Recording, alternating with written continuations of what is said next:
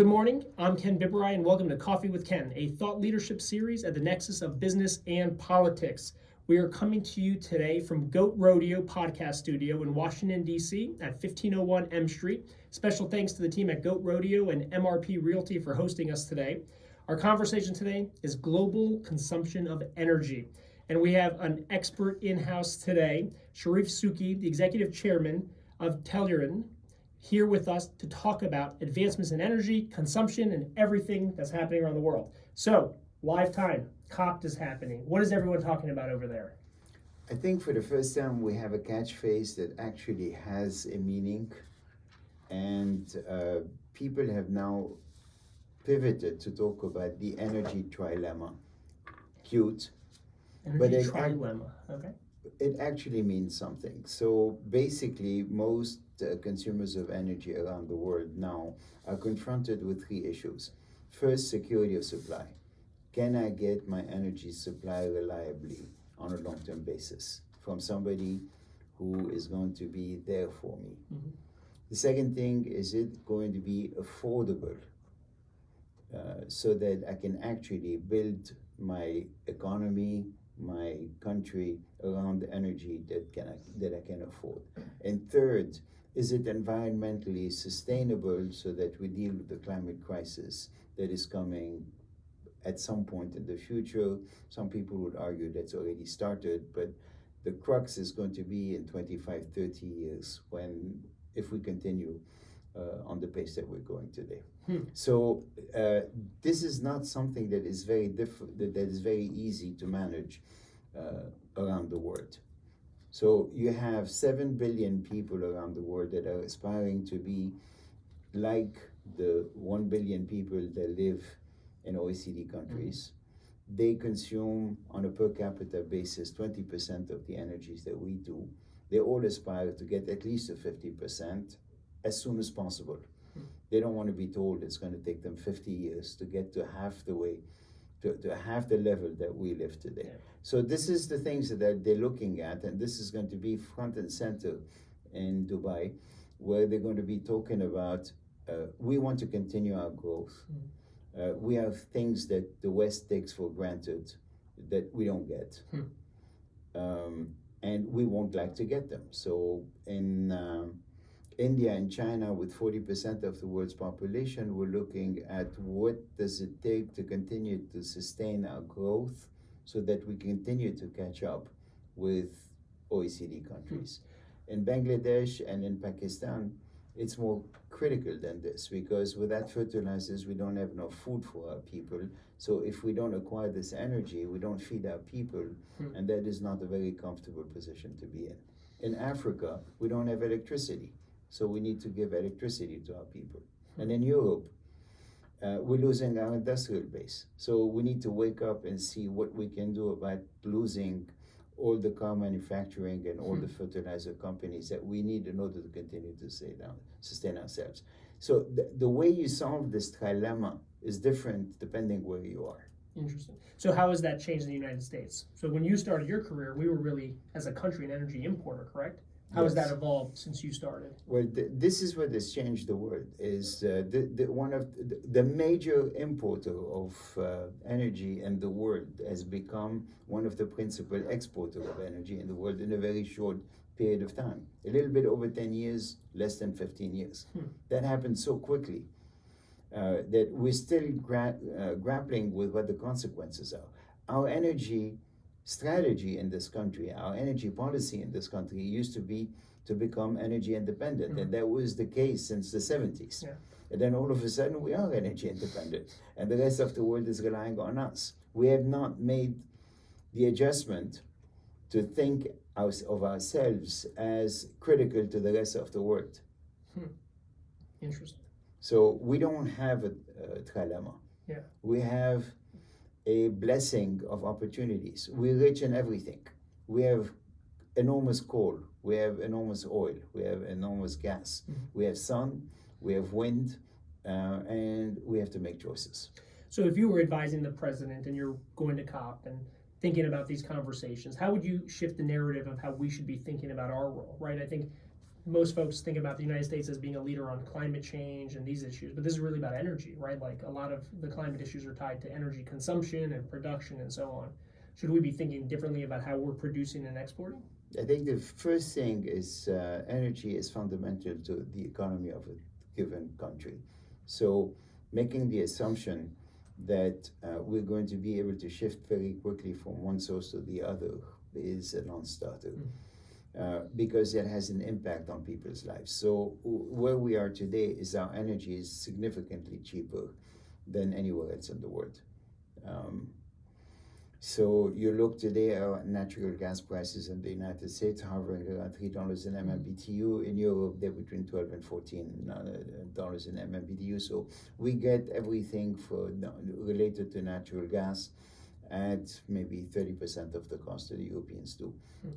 Probably the same percentage for Asian countries. So it gives us an enormous advantage in terms of re-attracting the industrial base that we lost up until about a decade ago. Sure. And this creeped up on us without us paying attention, because it happened and nobody was really looking. So when you think about Europe today, last year they benefited from a warmer summer, but some of the supply from Russia has obviously disappeared. How should Europe be thinking about this winter and their own future in terms of access to natural gas and just energy consumption? Okay, so I go back to what I just said. I mean, the $3 in the United States, $14 in Europe. Yeah.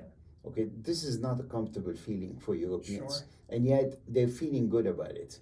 I mean, because it seems to me like it's only going to go up, right? Because compared to $30 that was 2 years ago when it was cold, and the first time that the shock hit them, it was a real shock. So European countries had to subsidize their consumers to the tune of $600 to $800 billion that year.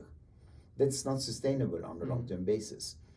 So now we've come back from $25, $30 in MMBTU to 12, 14. Yeah. So everybody gets and all of a sudden we're feeling good about it. It's like the frog that was in warm water and it became boiling and the frog didn't notice.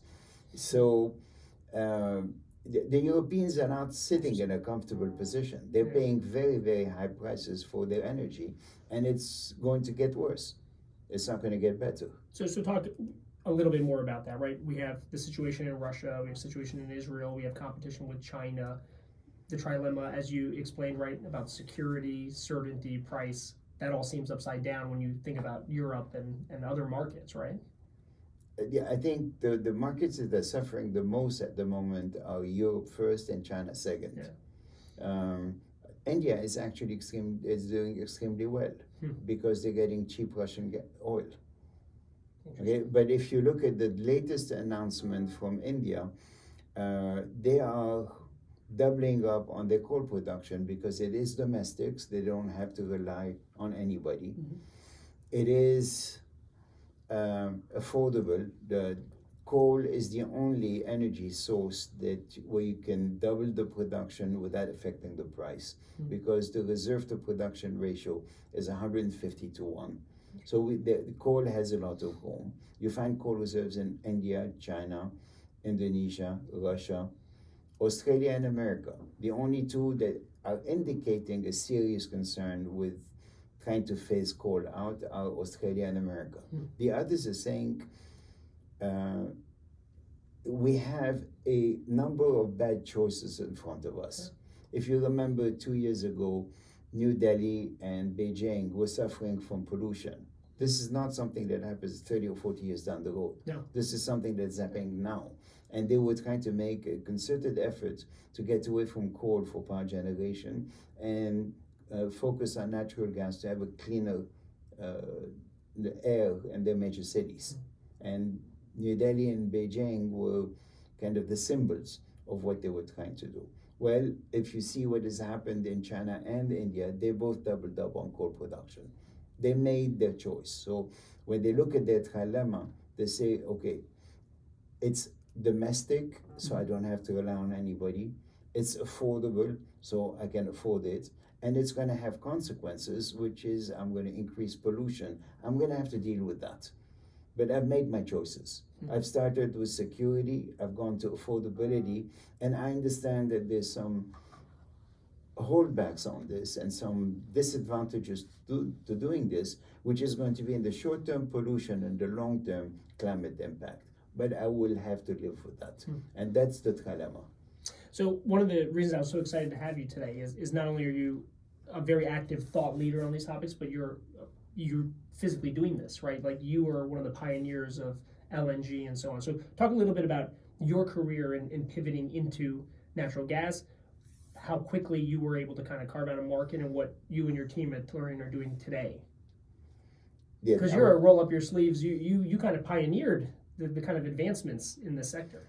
Well, okay, it's a long progress. So I decided in the mid-90s that I wanted to start focusing on one industry as opposed to being an investment banker for a multiplicity of industries. And when I did this, I wanted an industry that needed capital, because that's the skill that I have. I know how to raise money.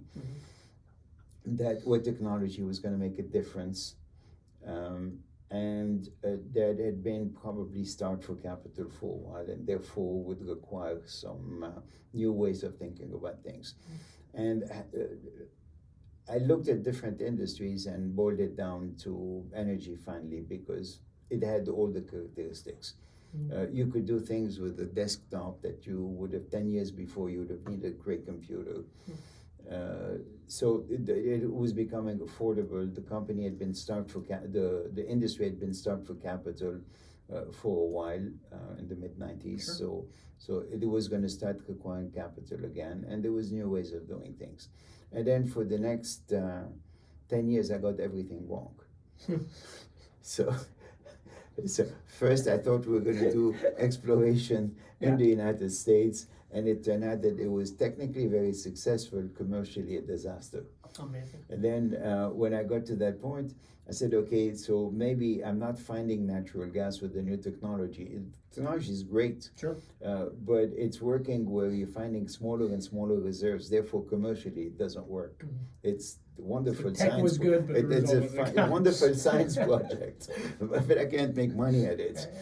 So then I went and said, okay, then if that's the case, we're going to need to import natural gas. And I made a big effort with this, and I spent sort of 4 years in the desert until Alan Greenspan decided that it was a good idea. And he advertised that it was a good idea. And when he said that, all of a sudden, everybody paid attention to what I was trying to do. And for 3 or 4 years, it looked like we were onto something. We're going to import natural gas from the rest of the world. And then the Shale Revolution happened, and the genius became an idiot.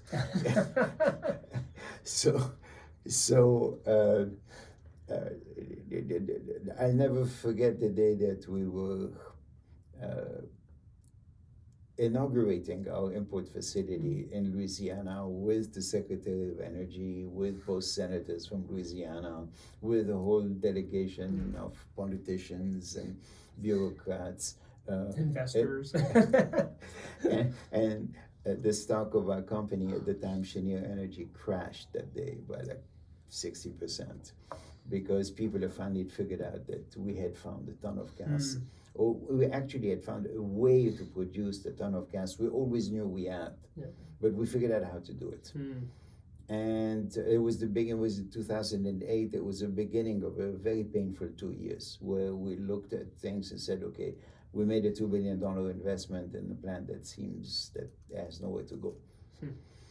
And then from there, one day, Aubrey McClendon from Chesapeake called me and said, Charif, can you go in the other direction? And Aubrey was a good friend, so he said, Aubrey, why? It took some time to understand what the motivation was, but he was starting to realize that we had plenty of natural gas in this country. And he was the first one to sort of clue me into that maybe we can go in the other direction. Fascinating. And which was unheard of at the time, right? Well, or not expected. No, I was sitting despondent in my office thinking, what am I going to do with this white elephant I have? and when Aubrey called me, I started scratching my head and said, okay, Would it work if we tried to go? But now, a liquefaction facility costs 10 times what a regas facility costs. So the order of magnitude, we had invested $2 billion. We needed to contemplate investing $20 billion. Wow. And it took me maybe a year to first convince myself and then convince my board. Wow. But then it worked. So we sort of solidified the position of the United States as a major producer of natural gas. We figured out over 2 to 3 years how deep the resource base is in the United States.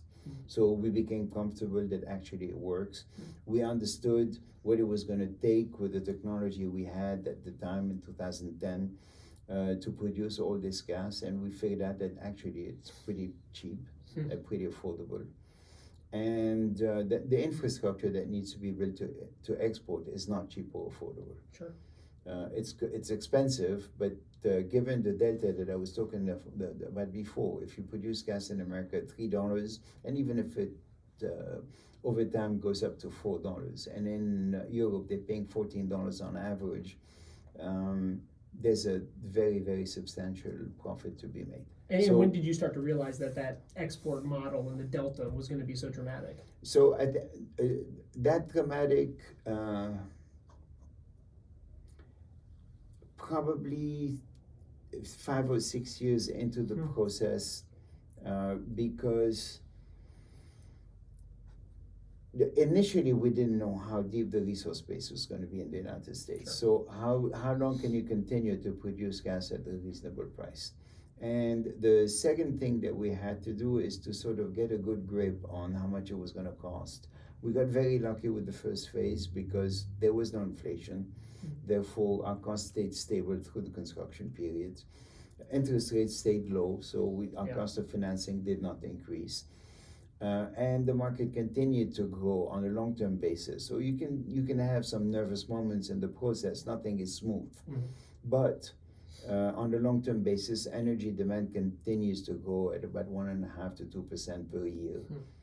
It's done this for the last 10 years, 20 years, 40 years, 50 years. So it's not going to change because, as I said before, 7 billion people around the world want to live like the other 1 billion. Sure. And nothing is going to stop them unless it's money. If the prices go up too high, then it will slow them down. But outside of that, they will use whatever energy source can go. And natural gas is probably the easiest to grow at scale with minimal damage to the environment. And that was until now fairly affordable and fairly accessible. In the last 2 years, most of these assumptions are now changing very quickly. So, Inflation Reduction Act, CHIPS Act, Infrastructure Bill, a renewed kind of urgency in America for industrial growth, new companies building facilities and plants. Do you see energy consumption just in the United States growing at a faster clip than maybe folks realize? Because every time we go out on a site selection, the utilities are important, water is important, and natural gas capacity is always part of the conversation for new projects and new sites. So, two-part question. How do you think about demand for consumption of energy domestically? And then also any thoughts you have on these programs and the innovation and kind of reshoring and manufacturing? So what the Inflation Reduction Act is doing is, in one way or the other, try to put a price on carbon emissions. Directly, indirectly, providing an incentive to certain industries or providing a impediment to certain other industry. But at the end of the day, the way you're going to change consumption behavior is by putting a cost on bad behavior. Okay, so if you really think that you want to reduce our energy use and encourage conservation, which is probably the low-hanging fruit in developed countries, and particularly in Europe and in the United States, then you have to put a price on carbon, directly or indirectly, and that's what the IRA does. Okay, so on that basis, it's providing motivation for people to do things differently, study technologies that are not yet developed but that could have an impact. And those are the things that industrialized countries can do. So you're going to find that you're going to have two type of incentives. The first one is from countries that need to grow for whatever reason. Mm-hmm. And those are simply going to go to the cheapest source of energy possible. And today that's coal. And you're seeing it happening in China and in India, and I'm sure it's going to happen in other countries also. And then the countries that have a choice are going to make an effort to put a price on carbon to motivate a change of behavior from the consumers. That's very difficult. So you have to look here at, are we really willing to pay $5 a gallon at the pump? Are we willing to see our electricity prices go up? Are we willing to see our heating prices in winter in Chicago go up? And if the answer is yes, then we'll have an impact. If the answer is no, then we're not going to do anything, and we can continue to consume energy at a rate that is not defensible. I mean, we drive not the most efficient cars. We don't turn off the lights when we leave the office in the evening. We have consumer patterns that are not rational or environmentally sensitive. So the question for us in the United States is, are we willing to change our behavior? In Europe, the European Union is making an effort, but it's offset by the countries. Sure. So yes, there is a price on carbon in Europe, and then there's a subsidy at the level of each individual country that negates the benefits of having the price on carbon. So neither one of us in Europe or in the United States are doing what we need to do in order to change people's behaviors. So there's a lot of talk about it, but it's not followed by action. And you've been, I think, for a while now, advocating a carbon tax and kind of been blunt about some of these. I think it's going to be close to 15 years now, but I'm not making much progress. Right? But because I think if we're serious about all this, I think whatever you want to call it at the end of the day, I mean, I'll paraphrase Lee Raymond. He said, look, if you're going to force me to do something that I don't believe in, at least make it blunt and clear. Okay? Just put a carbon tax. Just do it. This is Lee Raymond. I think you can be more subtle than this. You can do it a little bit better, or you can do a cap and trade, or you can do whatever you want. But at the end of the day, if you don't put a price on carbon, directly or indirectly, you're not going to change people's behavior. And this is what we need to do. We, with 5% of the world's population, we consume 20% of the world's energy. So if we don't start, nobody's going to follow. Tell us a little bit about your current project, Driftwood, Tellurian. What are you up to? What's your timing? What do you think the market's going to look like? It seems like there's plenty of room for increased supply and capacity. Well, as I said, the arbitrage is enormous today. You produce American gas at $3 and you can sell it around the world at a net back to the Gulf Coast at $10, $11, $12, minus transportation. Sure. So if you produce it at 3 and you liquefy it for 2.5, you're on the water for 5.5 and you can sell it for 10 to 12. So the numbers are there. Yeah. The business model is not there. How you finance these projects. And we unfortunately have seen projects that have been unrealistic about the kind of cost for the service that they've offered to their customers, and therefore it's very difficult to finance. In one particular case, the plant has already produced 200 cargoes, but the customers have not seen an ounce of LNG.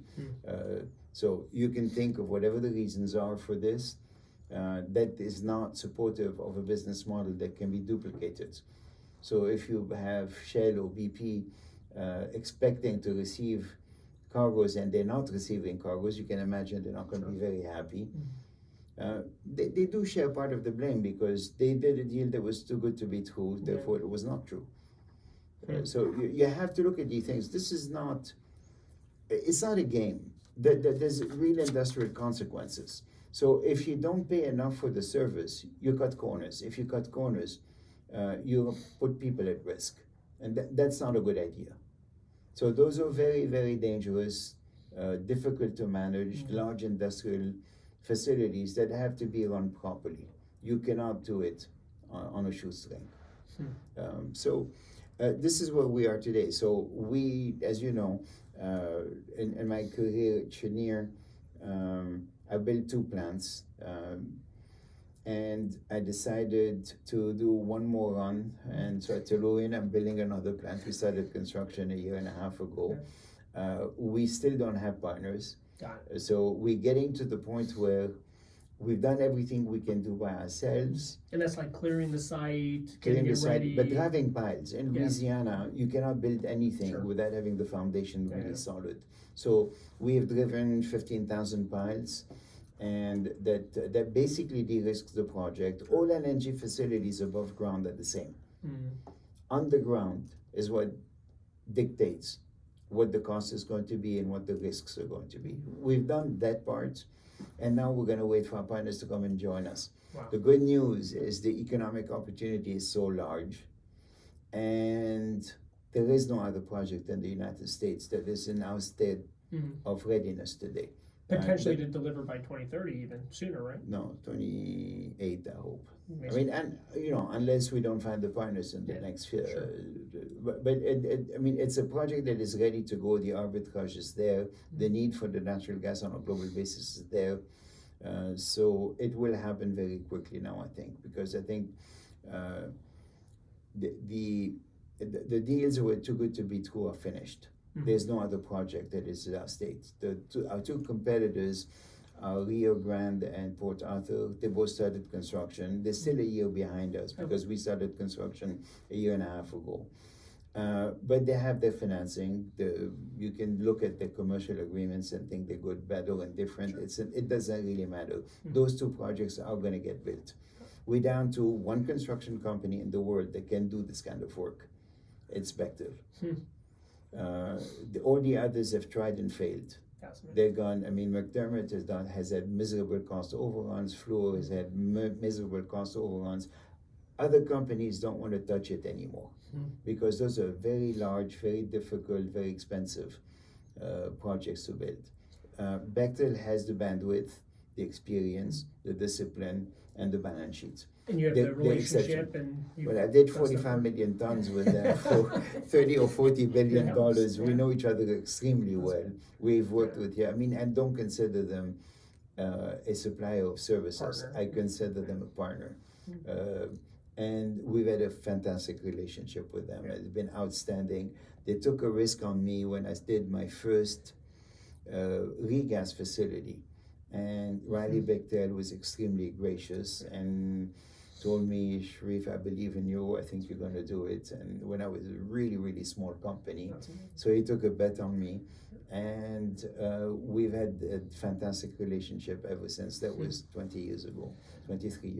So when we look around the country with all these incentives and programs and new companies and innovation happening and IRA, DOE, LPO are all helping to fund, I feel like there's a lot of young Charifs out there, right? Is there any new technologies that you're seeing that you're getting excited about? Is there any advice you have for some of these new entrepreneurs? Because they're so focused on their own technology, but there's real life challenges around site selection, around construction partners. Like, you know this better than anybody, right? Like some of the things you kind of can get tripped up on could stall and delay your entire, delivery of a product.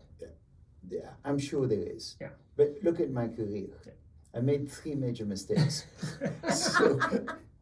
And so, the old saying, you don't... Well, that's why I'm asking. You've learned. You've got the... You don't teach an old dog new tricks. Okay, so I have become good at one thing, and I made my mistake. I paid my dues, and I'm going to stick with what I know. Right, so I'm absolutely sure that there are younger people that are going to see things that today I can't see. Yeah. I will not understand them, and I don't have the time to make the mistakes that I made in my career.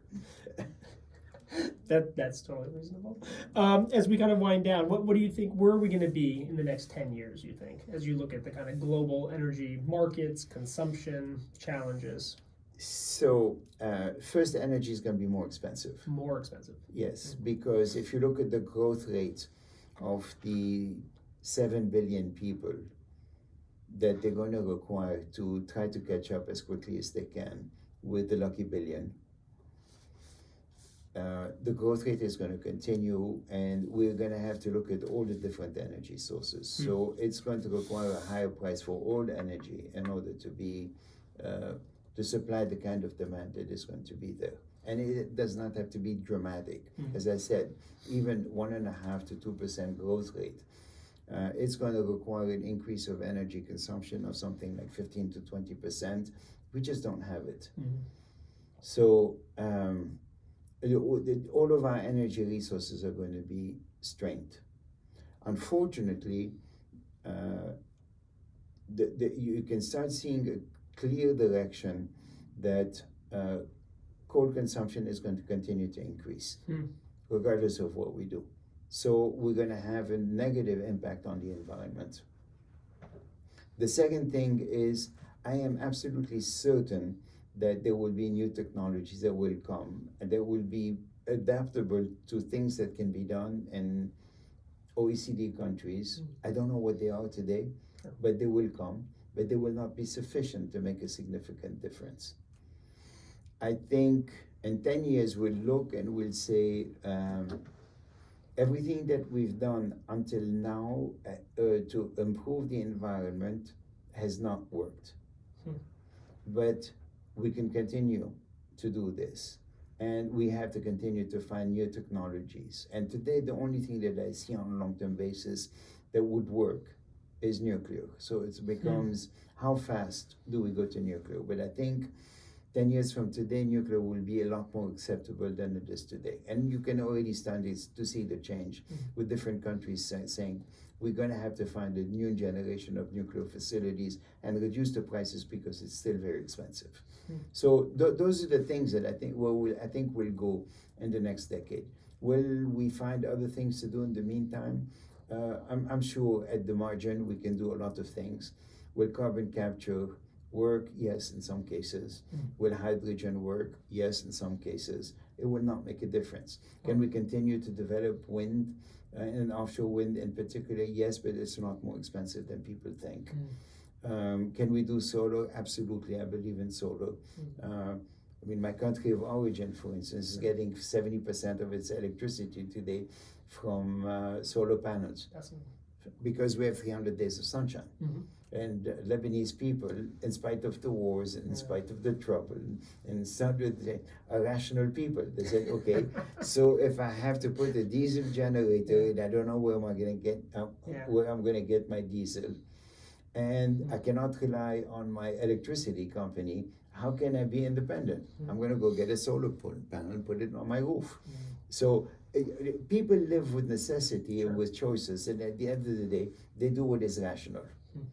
And it's nice to have strong beliefs in terms of doing the right thing, but you're first going to take care of yourself, okay? And then you're going to try to do the right thing at the same time. Now, the one thing that I would say that is going to make a huge difference is the United States has to understand our role in improving the rest of the world. And we have to shift from this mentality of we're looking at energy independence is something that is critical, and understand the role that we're going to play on a global basis and our ability to affect people around the world. And if we do that, our geopolitical reach will be completely different. So this is where we're heading now. We're starting to realize that they need our gas, they need our oil, they need our technology for all the different renewables that can make a difference in people's lives. And without us, people can actually have famines in Southeast Asia, or not have electricity in Africa, or our European friends can lose their industrial base. So what we do as a global actor in the energy systems that are going to be developed is critical. You've talked, I think, a little bit about nature-based solutions, and you've talked about this expansion. As you think about this, and we'll kind of close on this, how do we use this as we think about China and kind of strategic competitors, right? Like if we have all this extra capacity, should we be doing more for some of these countries? Like how's this geopolitical kind of competition with, countries like China? Well, I know people kind of are condescending to the simplest nature-based solution, which is plant trees. Okay, it actually works. Yeah. 2 trees will remove 1 ton of carbon over the life of the tree. You have to do it right. You have to make sure that you do it in the right way. So we at Tellurian have already planted 3 million trees, and we're on our way over the next decade, hoping to plant 500 million trees. That's our contribution. You can't be everything to everybody. So we picked what we think works. Correct. And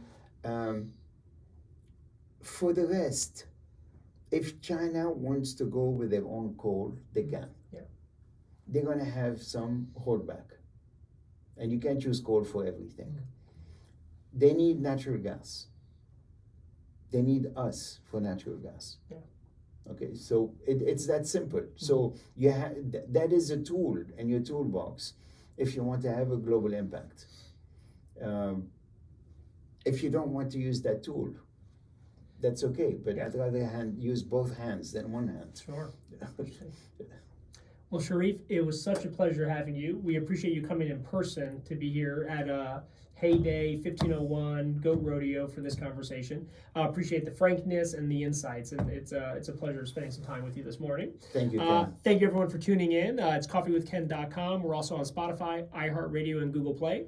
Wishing everybody a happy holiday season and looking forward to talking a lot more in the new year, especially about important issues around energy consumption and climate change. Thanks, everyone.